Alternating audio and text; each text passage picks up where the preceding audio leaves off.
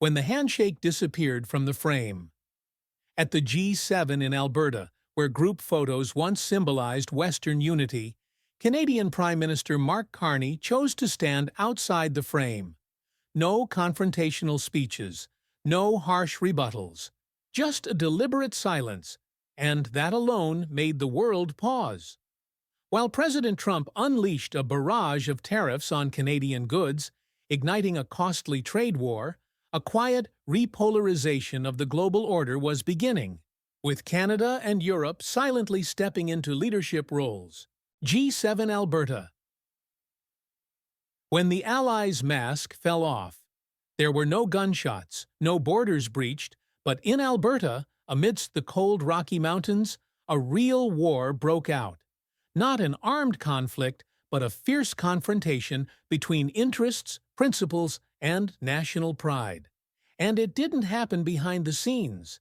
It unfolded in front of the global spotlight at the G7 summit, once considered a fortress of commitments to cooperation and global stability.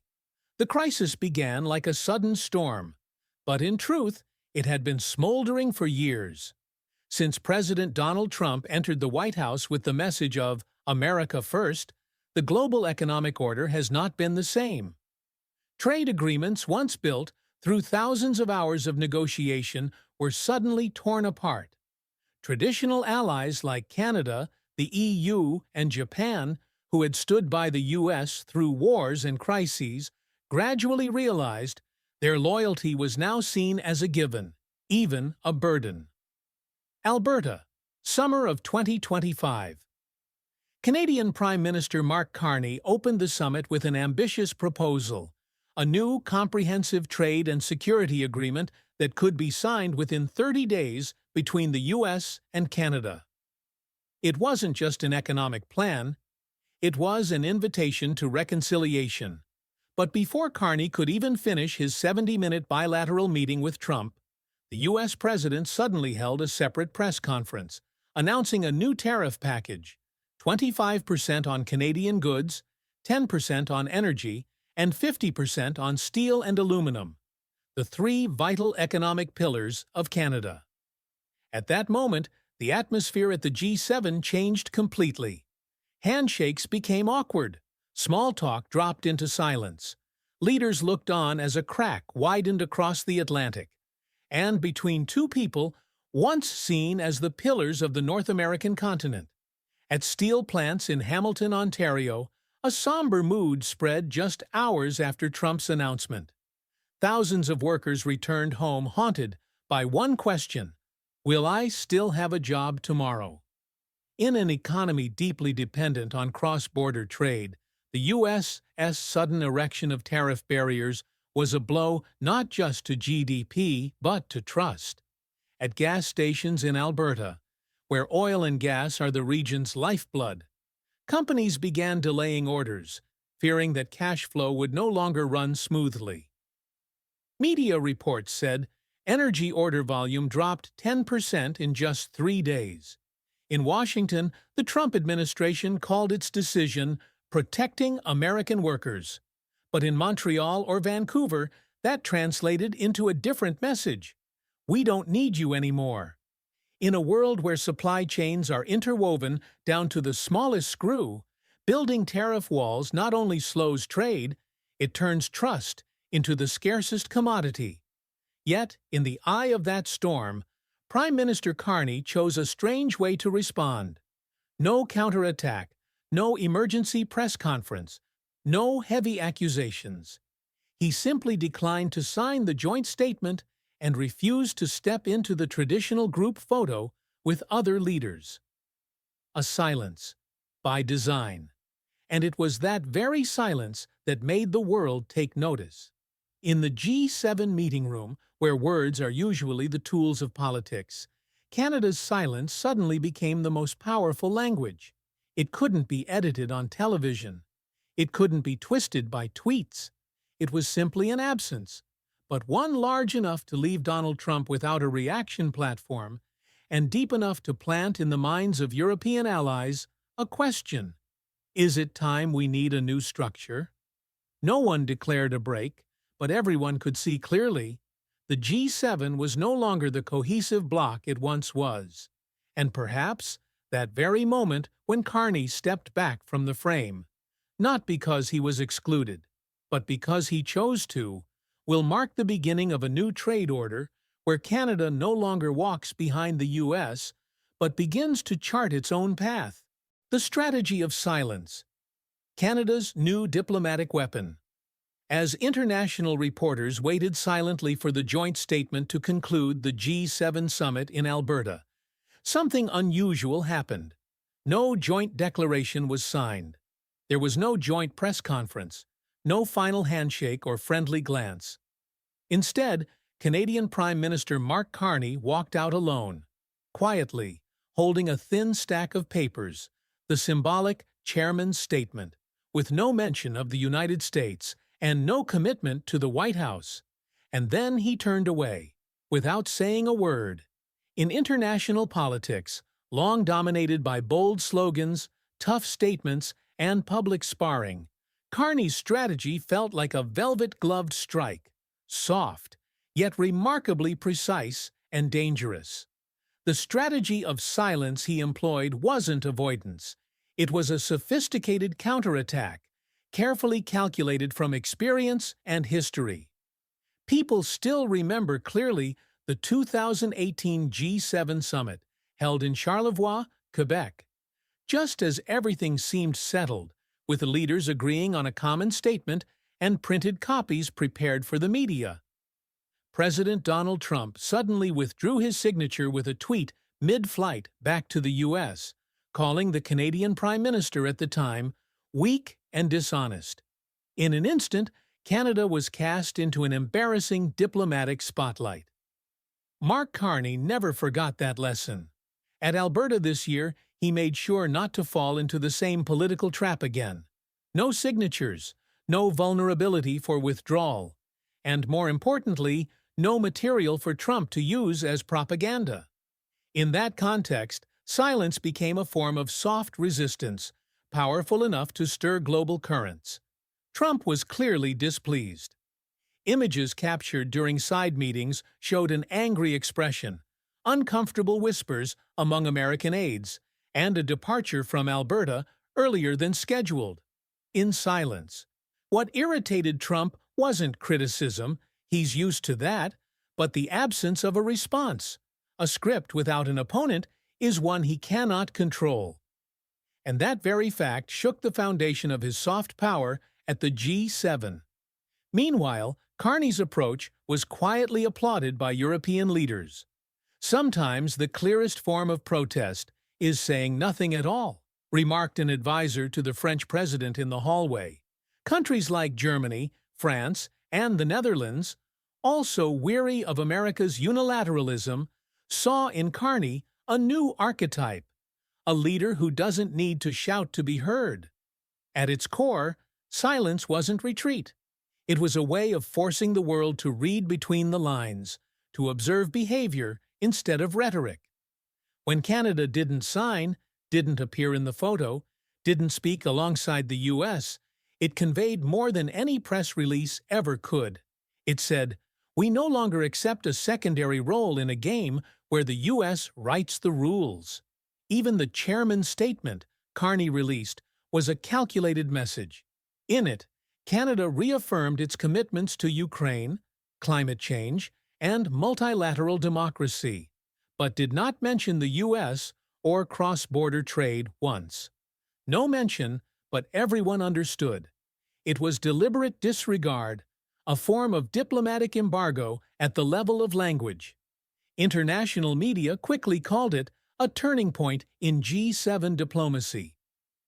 Analysts at The Guardian and Le Monde argued that it wasn't merely a reaction to a tariff package, but the start of a new model of confrontation, where countries like Canada, France, and Germany would choose their own path, building a post-American order, or at least one independent of Washington's volatility.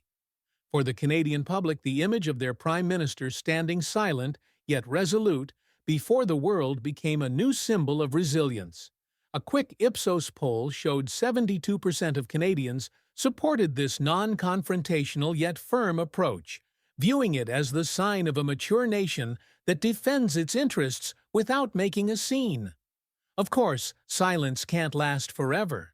Canada will eventually have to negotiate, to make decisions, whether moving closer to a new economic alliance with Europe or finding ways to de-escalate with the US.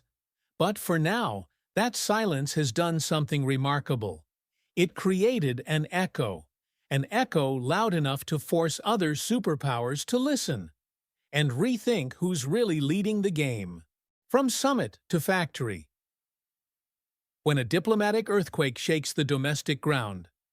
Mark Carney's silent strategy at the G7 in Alberta may have been a high move on the international chessboard, but for workers in Hamilton, Sault Ste. Marie, or Oshawa, they couldn't hear that silence.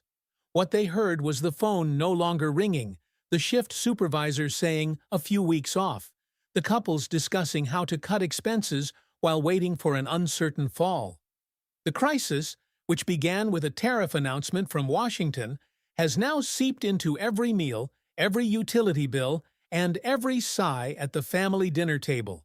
At a steel plant on the shores of Lake Ontario, output dropped by half in just 3 days. The glowing red-hot coils no longer rolled out continuously, but sat still on the conveyor belt, as if the line itself had stopped breathing. "We're not politicians," said a 47-year-old worker standing in front of the factory gate, holding a sign with the scrawled words, "We build this country, not break it. We just want to work." According to figures released by CBC, Canada's unemployment rate jumped to 7%, the highest since the COVID-19 pandemic. Notably, this increase did not come from the service or agriculture sectors, but from industries directly tied to exports to the U.S. In other words, the companies, factories, and workshops that have long been interlocked with the U.S. economy like inseparable gears are now jammed by newly erected tariff walls. The shock didn't stop at steel and aluminum. It spread to energy businesses in Alberta. Within a week, many liquefied gas orders to northern U.S. states were canceled, disrupting the operational chain. Oil and gas companies that had just begun recovering from a year of declining global fuel prices now face a risky policy freeze. "We're not worried about oil prices. We're worried about the price of trust," said one executive of an extraction firm. Trust. That is the resource depleting fastest in this entire crisis. Trust in the stability of U.S.-Canada relations. Trust in the fairness of the rules of trade. And for many citizens, trust that Ottawa can shield them from the political storms coming from Washington. The numbers don't lie. Social surveys show that nearly 60% of Canadians believe the relationship with the U.S. is no longer what it used to be, and nearly half support seeking alternative markets to reduce dependence on the United States. In a small commercial district in Mississauga, small business owners, long considered the backbone of the economy, are struggling with increasingly expensive import invoices. One mechanical shop owner lamented, "Each shipment from the U.S. now gets taxed more, but customers won't accept the new prices. We're being squeezed in the middle." Many small and medium enterprises are now considering importing from Europe or even Asia, despite the higher costs and more complicated transition process. But the impact isn't confined to Canadian borders. Right in the U.S., the retaliatory tariff shock is causing distress for many businesses. Car manufacturers reliant on Canadian components are facing the dilemma of rising costs, forcing them to cut production or raise prices, both leading to unwanted outcomes. Car prices in the U.S. are expected to rise by 3 to 6% in the next quarter. American consumers, once promised that America will be great again, are now paying the price in dealership bills, grocery receipts, and gas stations. Meanwhile, the border towns that once thrived on bilateral trade flows, like Windsor, Ontario, and Detroit, Michigan, are witnessing an unfamiliar reality. Trade bridges with few vehicles, container yards running empty. Roads once bustling with honking horns, backhoes, and industrial sounds are now silent. No different than Carney's strategic response at the G7 summit. And that is perhaps the most frightening paradox. A silence at the governmental level may be a tactic, but when silence spreads to the domestic front, when workshops go quiet, coal yards see no laborers, factories lose the crackle of welders, then it's no longer strategy, it is crisis. Canadians are no longer just watching high-level meetings, they're watching every relief move from the government, every support package from the central bank, every tweet from the Prime Minister's office. Because when supply chains collapse, when jobs vanish, when the dream of stability falters, politics is no longer the business of parliaments. It becomes the business of every household. And the earthquake from Alberta shows no signs of stopping. An alliance in silence. When Europe and Canada joined hands without ceremony. As the trucks carrying broadcast equipment pulled out of Alberta, as leaders departed without leaving behind a commemorative photo, international observers began to notice something strange. This year's G7 summit didn't end with a commitment, but with a void? Yet within that void, a new alliance was forming, not through official oaths, not with flags flying, but through a shared understanding in response to a force once thought irreplaceable, the United States. Just 3 days after Prime Minister Mark Carney announced his decision not to sign the joint statement, the Office of European Commission President Ursula von der Leyen unexpectedly unveiled an ambitious plan. 5 strategic pillars to strengthen Europe's economic autonomy, with a key focus on tightening cooperation with Canada. Diplomats understood immediately. This wasn't a coincidental reaction. This was a signal that Europe had grown tired of Washington's unilateral and unstable policies. A signal that when Canada chose to stand outside the G7 handshake, Brussels didn't see it as isolation, but as an invitation to a new alliance. The most noteworthy part of von der Leyen's plan wasn't flowery rhetoric, but concrete figures and actions. 50 billion euros funneled into Europe's semiconductor industry through the CHIPS Act, contracts for strategic mineral extraction with Congo and Gabon to reduce reliance on U.S. supply chains, $150 billion earmarked to support Ukraine, as a way to demonstrate that the Western order could exist without the White House at its center. And then, as if to seal this new strategy, the EU announced plans to build a green hydrogen corridor with Canada, a clean energy channel linking the two sides of the Atlantic. No bold slogans were needed. This alliance was being written through contracts, investments, and infrastructure. The very tools the U.S. once used to dominate the world, but now were gradually being transferred between its own allies. In Berlin, Paris, and Copenhagen, Carney's message was read not through signatures, but through political presence. European ministers consistently referred to the Canadian partner in press conferences, while French media described this year's G7 as the end of an American-centric era. Der Spiegel called Canada's stance courteous resilience, while El País of Spain asserted, steadfastness in silence is the greatest invitation extended to Europe. And it wasn't only Europe that was listening. In Asia, India began preliminary talks on a mineral corridor linking Canada to Europe, a new supply route designed to avoid dependence on China and the U.S. in the strategic minerals sector. Japan, a country directly affected by U.S. tariff policies, filed a complaint with the WTO and confirmed it would seek more reliable trade alliances, a phrase that, in the current context, everyone understood who it referred to. Interestingly, none of these countries spoke of breaking up with the U.S. No withdrawal announcements, no threats, but just like Carney did in Alberta, They were quietly stepping out of the collective frame, little by little, not to sow division, but to prepare for a new structure where the so-called international order no longer relies on an imposing superpower.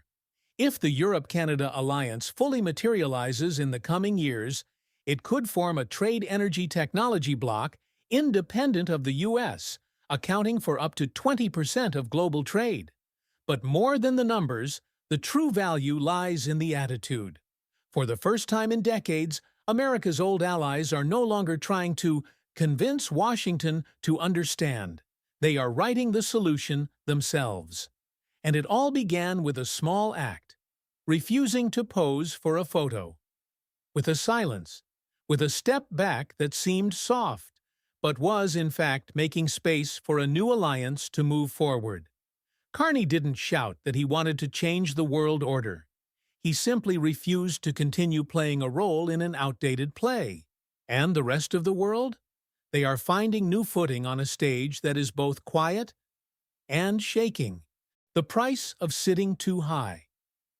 When America became the outsider. For nearly a century, the U.S. didn't just sit at the center of the world's chessboard, it owned the board. From the Marshall Plan that rebuilt Europe after World War II, to Bretton Woods that laid the foundation for the global financial system, America was the place the world looked to whenever direction was needed. But the G7 in Alberta in 2025 marked a painful turning point. For the first time in history, the U.S. seat was still there, but its influence was gradually fading into a void. Trump left Alberta early. No agreements signed, no handshakes, no success story to take home and turn into a speech. Against the gray skies of the Rockies, the image of Air Force One taking off alone became an unwanted symbol. The U.S. wasn't excluded, but had stepped out of the game on its own. The consequences didn't stop at optics. As Canada and Europe began redrawing alliance networks, a series of other nations, once caught in the choice between belonging to the U.S. or the rest of the world, also began to pivot. Japan, Mexico, India, South Korea, mid-sized powers once wary of change, now appeared surprisingly eager to seek alternative cooperation tracks. Mexico, in a rare move, openly condemned the tariffs imposed at the border, calling them the weaponization of trade to force immigration policy. At the same time, they declared they would make no further concessions on border issues without corresponding economic conditions. This was the first time in over 15 years that a Mexican president didn't avoid but directly confronted the White House over trade, and received widespread support from domestic public opinion. In Asia, India remained quiet, but moved quickly. A preliminary agreement on a rare mineral supply chain with the EU and Canada could help New Delhi increase strategic mineral exports by 5% within just 2 years. But more importantly, India was signaling that it would not choose to become a trade satellite of any superpower, including the U.S., even South Korea. America's oldest traditional ally in East Asia began leaning in its own direction. Major tech conglomerates in Seoul were in talks with Brussels about establishing a semiconductor research hub in Europe, with Canada as a strategic logistics partner. A senior advisor at South Korea's Ministry of Economy bluntly stated, "We're not abandoning the U.S., but we can't rely on such erratic policy anymore." All these signals bounced back to Washington like cold waves, and inside America, the consequences began to take shape, step by step. The auto industry, one of the most vital pillars of the U.S. economy, was buckling under rising costs due to a shortage of parts from Canada and Europe. The production cost of each car assembled in Michigan had risen by an average of $4,800 just in the past quarter, forcing major manufacturers like Ford and GM to pause production of certain mainstream models. American consumers, once promised cheap cars, more jobs, now saw empty showrooms and ever thicker bills. In agriculture, farms in Iowa and Nebraska were losing international customers as countries turned to alternative suppliers from Europe or South America. A soybean farmer told CNN, "I don't know who the government is protecting, but it's clearly not us." Dissatisfaction was spreading not only among opposition voters, but also in states that had once been Trump strongholds. Economists warned that if this situation continued, the U.S. could face a wave of import-driven inflation rising by another 2%, directly affecting everyday life at a time when interest rates were already at historic highs. Meaning, the so-called protectionist tariff policies were not protecting anything, but rather eroding purchasing power and market confidence from within. From Alberta to New York, from Brussels to New Delhi, a new reality is taking shape. Strength no longer lies in the loudest voice, but in the voice that keeps its word. And when America no longer keeps the promise of stability, no longer maintains the role of guide, even its closest friends must learn how to walk on their own. Trump once declared he wanted to make America great again. But this year's G7 revealed a bitter irony. By building walls and imposing tariffs, America didn't become great. It simply became alone. And in a world intricately connected, alone is no longer a sign of power, but the first symptom of irrelevance. From Trump's headshake to the world's nod. No official statement was needed to know that a new chapter had begun after the G7 in Alberta. One only had to look at the small but consistent moves. Canada quietly stepping out of the group photo, Europe accelerating transatlantic cooperation, and mid-sized powers beginning to rewrite trade roadmaps. Yet, amid these shifts, Mark Carney's role became clearer than ever. Not as a regional leader, but as a strategist shaping a world learning how to live without relying on the Washington axis. Because just as the U.S. roared with tariffs and withdrew with the image of Air Force One against Alberta's snowy mountains, Carney chose an entirely different language. Calm, structural response, and counteraction not through rhetoric, but through practical alliances. With Europe, he didn't need lengthy commitments. Only the willingness to lay the foundation for a green hydrogen corridor, open trade in clean technology, and propose a bilateral semiconductor research alliance. With India and East Asia, he didn't need drama, only the creation of a post-American strategic partnership system. Throughout the 2 weeks following the G7 summit, the Canadian Prime Minister's office became a discreet hub for negotiations. Diplomats called it the Nameless Summit, where delegations from Europe, India, Japan, and Mexico quietly came to Ottawa to hear one thing: where Canada was heading and how far they could go along. No tweets, no tabloid headlines. Yet those silent steps made Carney the new metronome for a trade structure slipping out of Washington's reach. This rise was far from coincidental. In a world post-pandemic, post-Ukraine conflict, post-Brexit, nations are craving a partner that is not only stable but also listens and builds for the long term. The U.S., with its increasingly erratic and disordered foreign policy, no longer inspires trust in sustainability. Meanwhile, Canada, through Carney's image, embodies exactly what the world seeks: courageous but not arrogant, principled but not dogmatic, firm but always leaving room for negotiation, and most importantly, acting out of vision, not out of anger.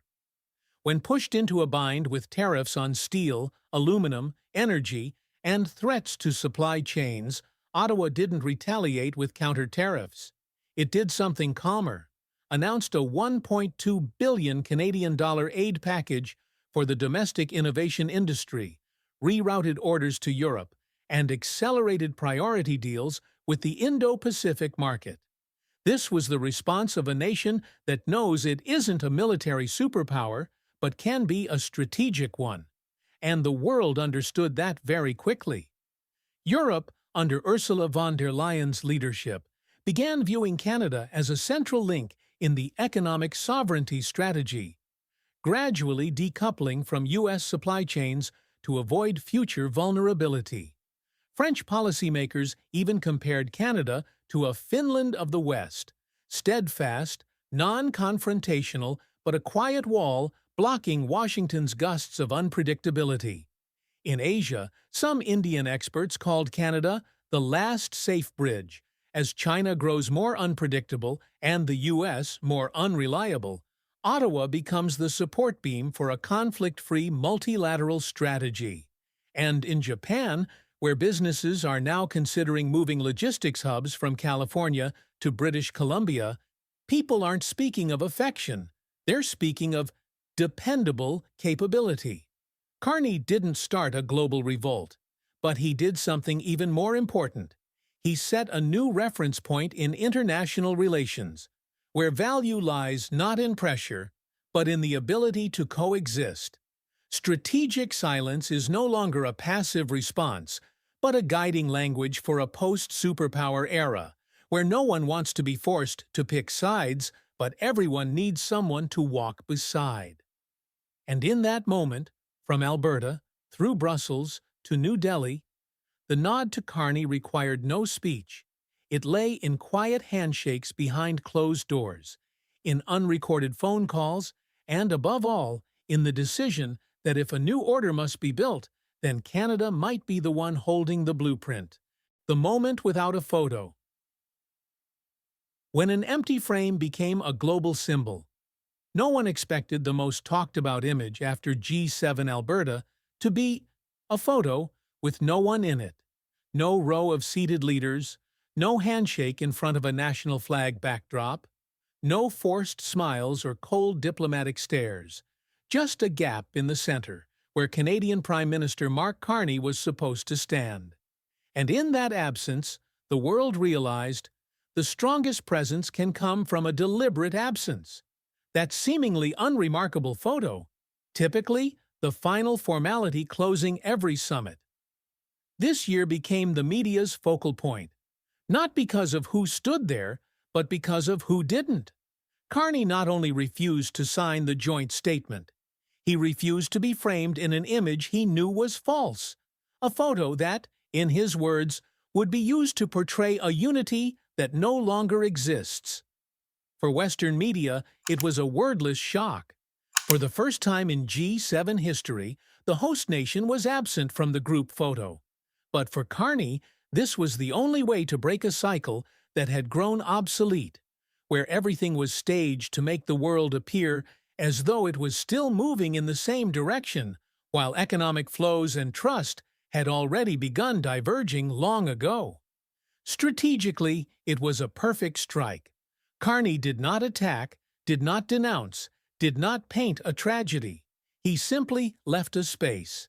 And that space, strangely, said more than any statement, that Canada had chosen its own path, that the transatlantic relationship needed rebuilding, and that if the old world remained fixed in its structure, the principled nations would begin to step back by refusing to appear. Political analysts called it symbolic negation. Le Monde commented, "Carney has found a new diplomatic language, not through words, but through absence." The New York Times placed the photo on its front page with a stark caption, "Absent by design, present by impact." But even more important was how the public received it. In Canada, this act was not seen as irresponsible, as some early critics had feared. On the contrary, it sparked a powerful emotional wave among the public. Those who had long remained silent, long accepted the historical supporting role beside the U.S., suddenly felt a renewed sense of dignity. On social media, the empty photo quickly became a symbol. People tagged it with the hashtag #We stand where we choose, turning absence into a declaration of soft sovereignty. No shouting, no protest needed. Just one vacant spot at a summit was enough to spark the strongest political resonance in years. At universities and international think tanks, the story of the photo without a subject entered lectures as a textbook case of symbolic power in modern diplomacy. In Berlin, an exhibition of political photography dedicated an entire room to that single image, slowly rotating each angle, zooming in on the empty center, allowing viewers to feel the presence of the one who wasn't there. And from that absence, a question emerged. If Canada no longer stands there, who takes its place? The U.S. may still lead in military, finance, and Hollywood. But what about values? What about trust? What about moral standing in the eyes of global friends? Carney didn't answer. He simply stepped back, leaving space for that question to ring out. And the world, long accustomed to grand statements, was suddenly awakened by a void. Ironically, in an age where everything is staged to look real, one real act, simply not participating, became the most undeniable highlight. And when the leaders departed Alberta, carrying plans, documents, and press releases, the global public remembered only one thing: a photo with someone missing. A small, empty space, but one large enough to challenge the entire world order.